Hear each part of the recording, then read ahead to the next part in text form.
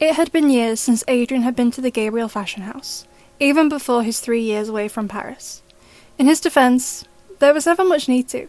His father would take all of his measurements himself, and then he would send for the garments to be made at the fashion house, or at a factory, depending on if they were couture or not.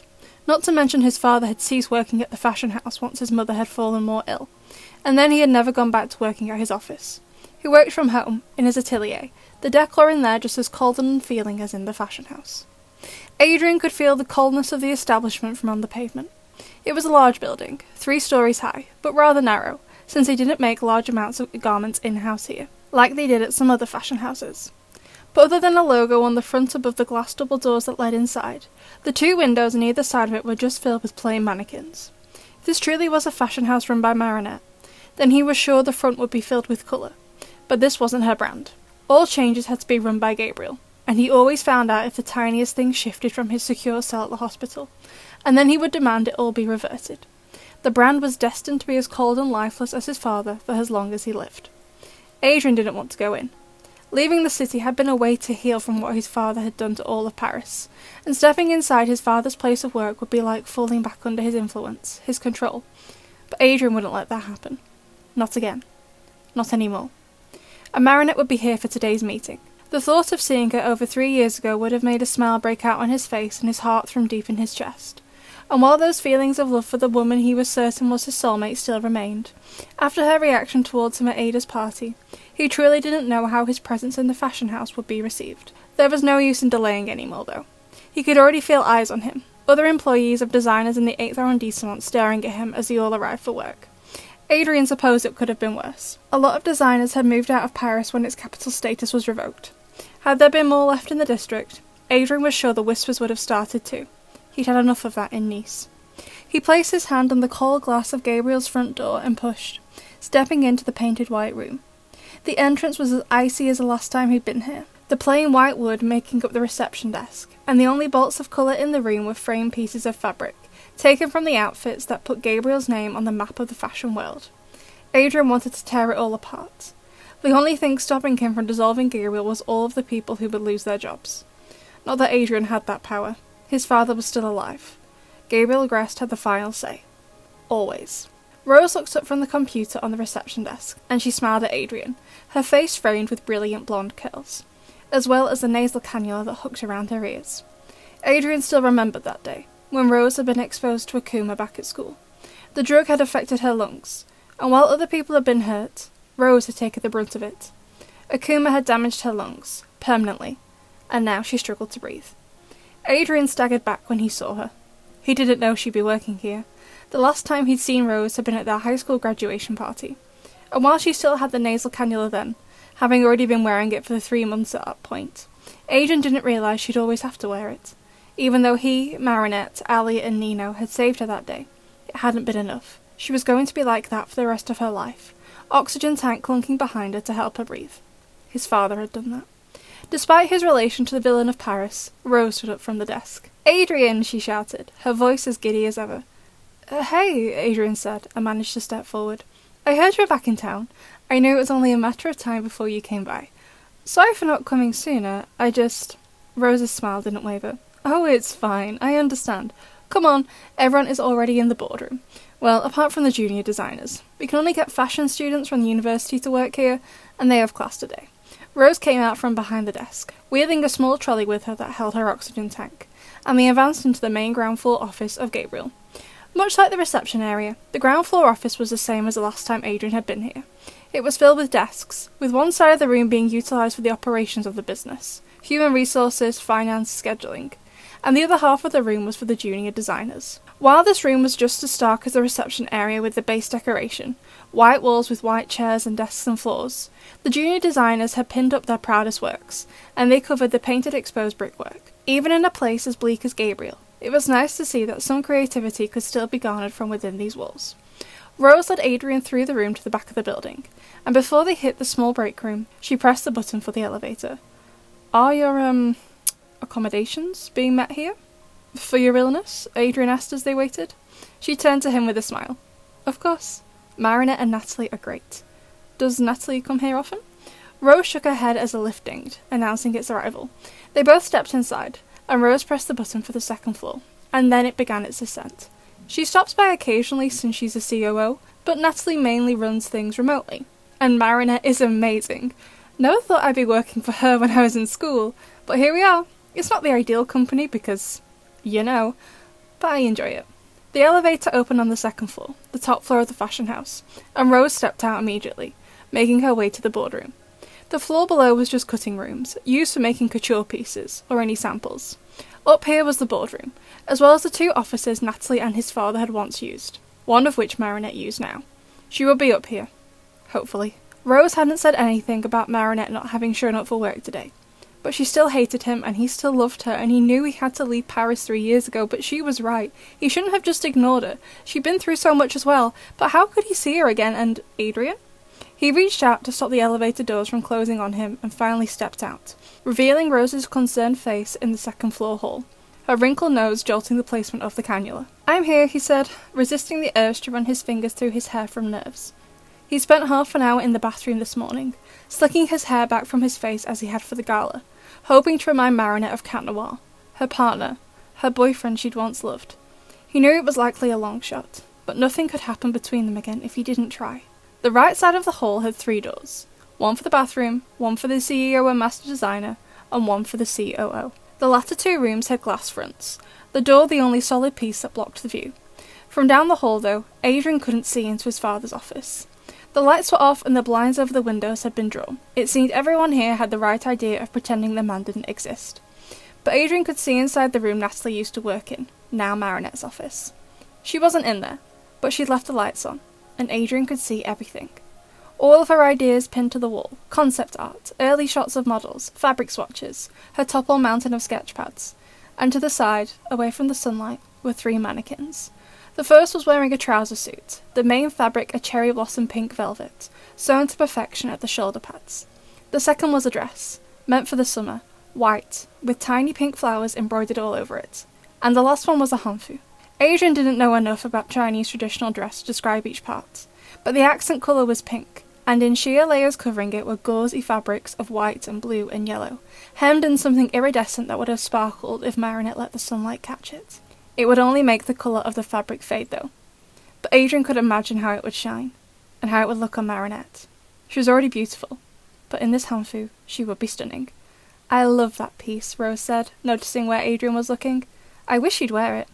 "She never has?" Rose shook her head. "It's meant for her wedding day." Adrien felt his heart drop into the pit of his stomach.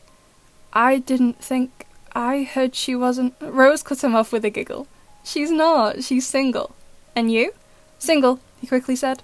He didn't want there to be any confusion. Being apart from Marinette hadn't changed how Adrien felt about her. Not one bit. There had never been anyone else. Rose smiled. "Are you still in love with her?" Adrien nodded. "Are you here to win her back?" He found himself blushing a little. "She's not an object, not a prize to be won, but I would like it very much to be with her again." Rose giggled again. "You sound like a proper gentleman. Come on, we're late." She walked to where the door to the boardroom was, on the left side of the corridor, and unlike the offices, the corridor wall wasn't made of glass. Adrien couldn't see inside, couldn't see Marinette, but he knew she was in there. Rose pushed open the white door, and immediately the bleak hall was filled with a chatter that filtered outside to where Adrien was. He heard laughter. God, his father would have them on a disciplinary warnings if he could hear them, but he couldn't. He never would. "Adrien's here," Rose announced, and all at once, the talking and cheering stopped as he stepped into the room. Like the rest of the fashion house, the boardroom was as he usually remembered it. The walls were painted white, although his father had left one bare, the exposed bricks the only decoration in the room. A table was in the centre of the room, made of glass, reflecting the icy atmosphere that had blown into the room with Adrien's arrival, but sat around it were familiar faces. Rose, Julika, Mark, Nathaniel, and Marinette. She wasn't smiling at him like his former classmates were. She wasn't even looking at him. Turned to the side at the other end of the room from him, staring pointedly out of the window at the Sacré-Cœur. But Marinette hadn't got up and left the room. It was better than at the gala the other night, and she was still wearing the Ladybug pendant. He took his seat at the head of the table, opposite Marinette, CEO across from Master Designer. They should sit next to each other, work on a future plan for Gabriel together, but not yet. "Okay, Adrien managed to smile as he started. "Sorry, I have absolutely never done this before. Thank you for taking time out of your work schedule for this. My name is Adrian. I'm the son of...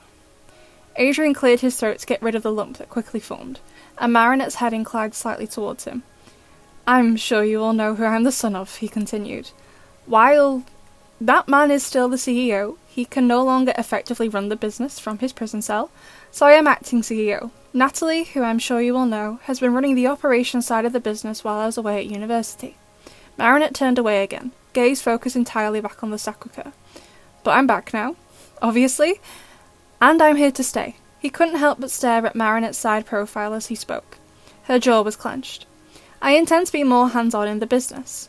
So, if you would, could you please all introduce yourselves? Just your name and your job role, if that's okay. Antoine Moreau, Head of Accounting. Elodie Bernard, PR. Benoit Dubois, Marketing Executive. Nathaniel Kurtzberg, Art Director. Mark Anseal, Lead Copywriter. Marinette was next, but she didn't turn away from the window. Marinette Dupencheng, Master Designer.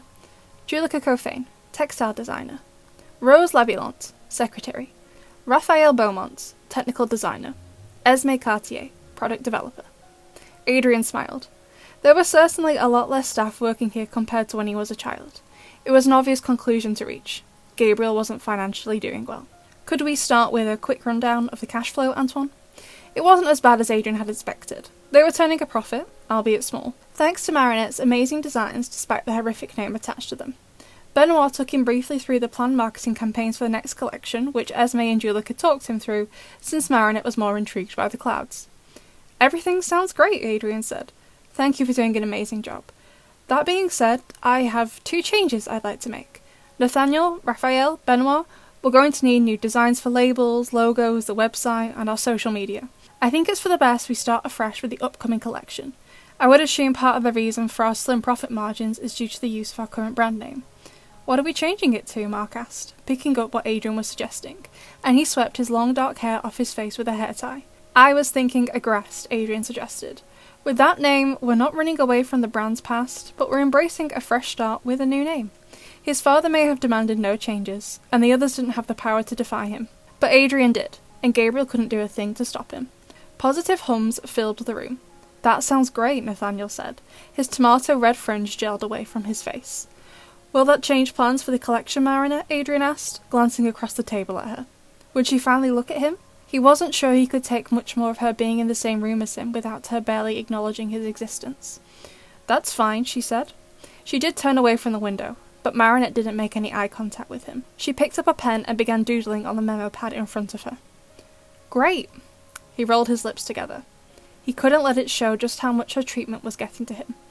On one hand, he supposed he deserved it. He abandoned her when she needed him. He cut off all contact. But he needed to heal. It was his father who had done all of this damage to Paris, not hers.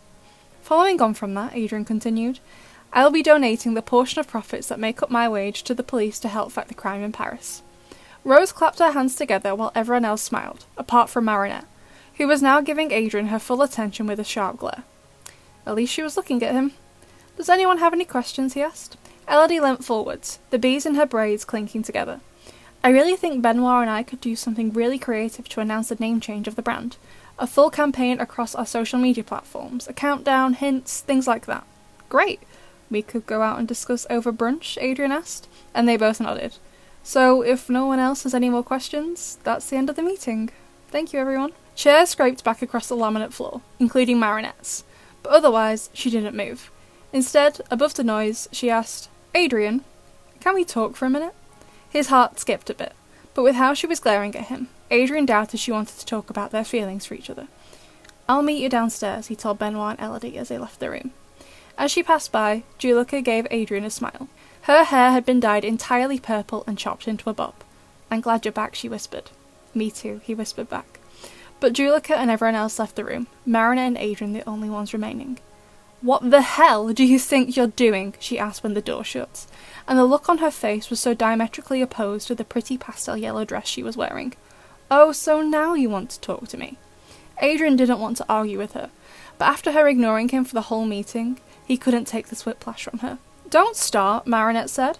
She could feel her jaw trembling in an effort not to cry. When she received that email from Natalie over the weekend, letting her know Adrian had called a meeting, She'd had another panic attack. Was he leaving again? Selling the company? Firing her? These years without him had been hell, but now Adrian was back, and even though she still loved him, she couldn't take the uncertainty of it all. And while his changes weren't the worst case scenario that Marinette had imagined, his second implementation regarding his wage was a stupid decision.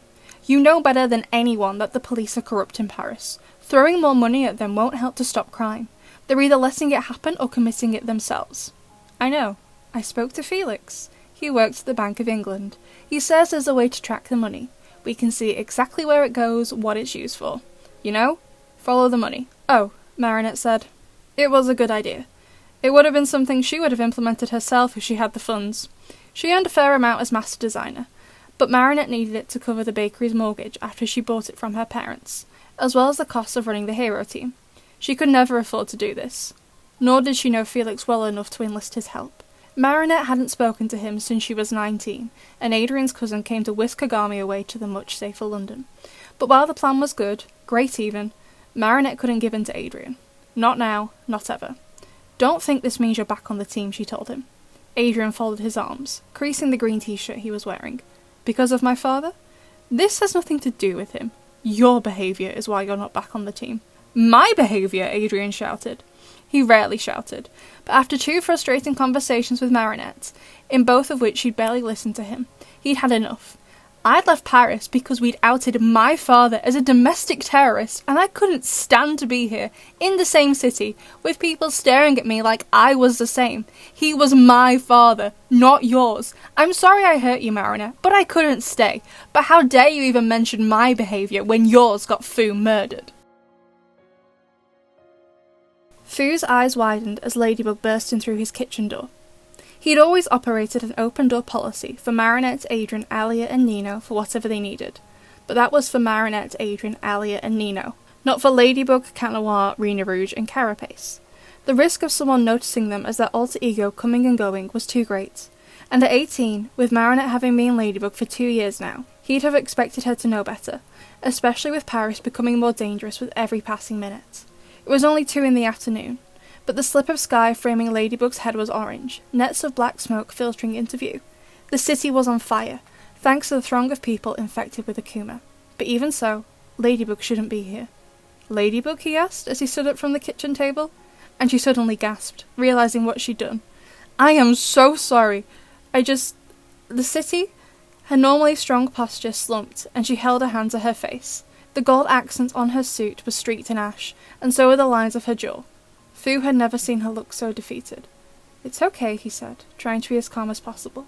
He was close enough to the fires to see them, but not so close he needed to evacuate. He didn't need to panic. A Marinette would have been careful. She wouldn't have been followed. What do you need? At those words, Ladybug began to cry, the tears seeping out around her mask. I don't know. We're trying our best, but it's not enough. There are over 10 Akuma victims, and the firefighters can barely handle the blaze, and the police won't even help evacuate people, and... Fu placed his hands on her shoulders. Think, Marinette. What organisation can you use to evacuate people who aren't working with the police? Ladybug closed her eyes for a moment, then she opened them with a smile. The garbage collectors. Exactly. They can evacuate the Parisians, and put more faith in Alia and Nino. They work excellently as a team. They can organise the firefighters, and you and Adrian are unstoppable together. I know the 2 of you can save the Akuma victims. You have got this, Marinette. She smiled at the use of the phrase Alia often used. Thank you. He removed his hands from Marinette's shoulders. He knew he'd made the right choice by making Marinette the leader. We'll talk later. Ladybug nodded with a smile and went towards the door, but as she touched the handle, she turned back. If they come to evacuate you, promise me you'll go? I promise. If the doors are locked, it means I'm gone.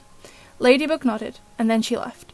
She lassoed her yo-yo around the closest chimney, pulling herself up to the roof of the building, and then she took off running into the pit of blazing heat the Akuma victims had created. As she ran, jumping between houses and dodging loose roof tiles, Ladybug grabbed her communicator from her hip pouch and inserted it back inside her ear. Noir, on your left! Carapace's voice crackled. Got it! Cat, Fox, Turtle, regroup, Ladybug shouted. Spot 5. Copy, Bug. Ladybug moved down to street level, and then ran the rest of the way to Spot 5. Their meeting spots were pre-arranged on the chance the so-called Hawkmoth was able to intercept their comms. If he was able to formulate a drug that could physically and mentally transform people, Intercepting their comms wasn't out of the question. Spot 5 was Place de Vosges, and when she arrived, her 3 allies were all there, all knelt down at the fountain, washing the ash from their hair and faces. Count Noir, of course, was the first to notice her, and he ran over to her. The park was deserted, Parisians either evacuated or hiding indoors. For once, the park was entirely theirs. As soon as he reached her, Count Noir brought her into his arms. Despite the Miraculous team being made up of 2 couples, they never interacted in any way that could be deemed romantic while the masks were on. They couldn't risk Hawkmoth or his allies on the course of butterflies, exploiting it. But after seeing how defeated his strong lady was before she ran to Fu for help, Adrien couldn't help himself. Not to mention how outnumbered they were. One of them was going to get hurt. It was only a matter of time. He needed to be with Marinette. "Is everything okay?" he asked as he pulled away, noticing that his girlfriend looked slightly brighter than before, or as bright as she could be with the city burning around them and their voices becoming progressively more hoarse with the smoke inhalation. "Yes," Ladybug said. "Well, no. I just needed a pep talk. Rena, Carapace, contact the garbage collectors. They will lead the evacuations now. Tell them to work in the spiral shape of the arrondissements, 1 to 12.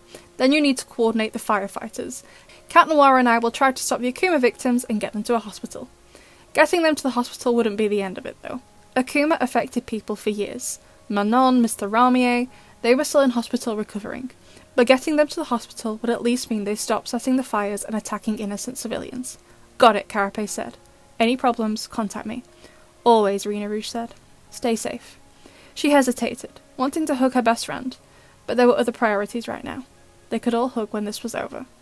Rena Rouge and Carapace ran off, leaving Ladybug and Cat Noir alone in the dark, the sky burning above them. "So which maniac shall we tackle first, my lady?" he asked, leaning on his baton. "Who's causing the most damage?" "The Akuma victim setting the fires seems to be Bob Roth, but his son—" "Ladybug!" came the screeching in Marinette's ears over her comms, and she couldn't help but cry out with the volume of Master Fu's voice. He was screaming into her ears, and the pain. He was in so much pain. "My lady!" Cat Noir shouted, dropping his baton to be at her side, but she just held a finger to her ear. "Fu?" she shouted down the line. Comms with Fu had only been installed 2 months ago, given how the situation in Paris was escalating, but Ladybug never expected to hear Fu like that. "What's wrong with Master Fu?" Cat Noir asked. "He's not responding. We need to go to him," she said, reaching for her yo-yo. "He can take care of himself," Cat Noir said. "Paris, you don't understand," Ladybug shouted, her throat starting to burn from the cloying smoke. "I went to see him, just before, as Ladybug. I didn't get changed. What if someone saw me? What if he's being attacked? Because of me?" "Shit," Cat Noir whispered, understanding Ladybug's reaction. "Let's go." Yo-yo and baton in hand, the 2 heroes made their way across the burning city to Fu's residence.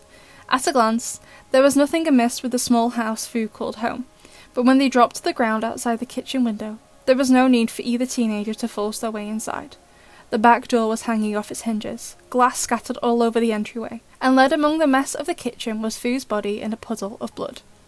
Not caring about the glass, Ladybug whimpered as she lurched into the house of her mentor and knelt by his side. "Fu," she whispered, collapsing to her knees, the glass crunching in the dark blood beneath her. With shaking hands, she reached for Fu's wrist to check for a pulse, but she knew it was no use. His skin was still warm, but the light in his eyes was gone. He was dead. And even if he had been alive when they'd arrived, there wouldn't have been anything they could have done. The cut across his throat was so deep that Fu had nigh on been decapitated. There was nothing they could have done, and Ladybug knew it was all her fault. Cat Noir stood in the doorway, just staring. He'd seen dead bodies before. His alter ego activities weren't for the faint of heart, not to mention his mother. She'd been in hospital with brain damage since Adrien was a child. She wasn't dead, but she may as well be, and his father. He seemed to snap back into the moment then, and goosebumps rose up on his arms beneath his Kevlar. There, on the floor, among the blood and destruction, highlighted by the flames outside, was a button. A gold button, like the ones his father wore. Cat Noir stalked over the glass and picked it up, and when he turned it over, his heart dropped. "My lady, I know who did this," he whispered. "What?" He passed her the button. A Gabriel button? It was him. From where she knelt, Ladybug watched as her boyfriend clenched his fists, the diamond-tipped claws almost biting into his palms. She knew that Adrien had a strained relationship with his father, but Gabriel Agreste would never murder someone. "The button could belong to anyone," she said. "No." Cat Noir turned to face her. "All of his clothes are made with the imperfect buttons. so they're completely unique. It's his. Ladybug turned it over, finding that the golden button was scuffed on the back. An imperfect button. It belonged to Gabriel Agreste. Kitty, why would he do this? She asked, but Cat Noir didn't hear her. He'd already gone. Adrien knew it was a low blow as soon as the words left his mouth, and the apologies came flying out, but it didn't stop the tears from brimming in Marinette's eyes. Adrien had left Paris not long after Fu's death, but he'd known just how heavily that mistake had played on her mind 3 years ago. It was clear she still blamed herself for it. I am so sorry, Marinette. Don't, she said, backing away from Adrien. Don't apologise. Not again. Your words are empty. Her hand shaking a little, she walked towards the boardroom door, but Adrien couldn't let her go. Not again. I know you don't mean that, he said. I saw the flowers, on my desk at DuPont. Marinette paused in the doorway, but she didn't turn around. They were fresh, Adrien continued. Not dead. You could only have put them there a couple of days ago. He saw her shoulders shake and took a step toward her. Marinette, please. I know you still feel something for me. She turned to face Adrien, her tears now falling. He hated seeing her like this. So? She asked. Why does that matter? You'll only leave again. Marinette. Adrien took a breath as he allowed the relief to flood him. She still loved him. She practically just admitted it. He knew before, since she still wore the necklace. But this was her practically saying yes. There was still hope. He held out his hand to her, the one with his Cat Noir ring on. Please. I love you. She didn't reach out for it, but she didn't back away. Just stared at his hand while she cried. Adrien made the first move, another step towards her. And when she didn't back away, he made another one. And then he heard the panic hitch in Marinette's voice. I'm sorry, she whispered. I can't do this. In a blur of pastel yellow, she turned and fled from the boardroom, across the hall, and into her office, slamming the door shut. He followed. Of course, he followed. But when he got to the glass-walled office, he couldn't see his lady anywhere inside. The only place she could be hiding was with her back against the door. And that's where she was, sat on the floor, knees to her chest, back against the wood, trying her best to hold in the sounds of her sobs but still letting the tears fall. She loved him, so much that it almost made her heart hurt, and she knew Adrien still loved her, but the pain when he'd left had been too great. Marinette couldn't bear it again. There were 2 bangs on her office door, followed by a shout of her name. But Marinette didn't relent, nor did she move. She knew Adrien was strong enough to force his way into her office, but she knew he wouldn't because he knew that would hurt her. He'd stay out there, no matter how much he wanted to be with her. And that just made Marinette's heart hurt even more. She hated that she still loved this man. Every day I was away, you were all I thought of, Adrien told her through the door. It was a fight not to come back to Paris, to come back to you. But I couldn't. But I am still sorry. Marinette heard him sniff. Adrien had begun to cry too. I love you. So much. He huffed a little with laughter. At the gala, I told Luca to fuck off. I thought you were together. I know you still love me. And when you're ready, I'll be here, waiting for you. Marinette found herself shaking her head. She didn't want him to wait. She treated him horribly since he got home, pushing him away and ignoring him at every instance. She didn't deserve him. You'd look beautiful in that hanfu, he said. And Marinette looked over at her 3 mannequins. They were her designs completely, not done for Gabriel, just for her. Outfits she'd dreamt of since she was a child. At 14, when she'd finally found Adrien on social media after years of separation, she'd designed her wedding hanfu. She knew it was traditional in China for a bride to wear red, but Marinette didn't want to. She wanted to wear something pink and iridescent, befitting her personality, and the joy she felt when she was with Adrien. And they could find that happiness again, couldn't they? All she'd wanted this whole time was for him to come back, and now he was here. So what was she doing? Yes, she didn't trust him, but Marinette didn't want to throw their feelings away because of that. She wiped her tears as she stood up, then opened the door, a glimmer of a smile on her face, but it dropped. Adrien was gone.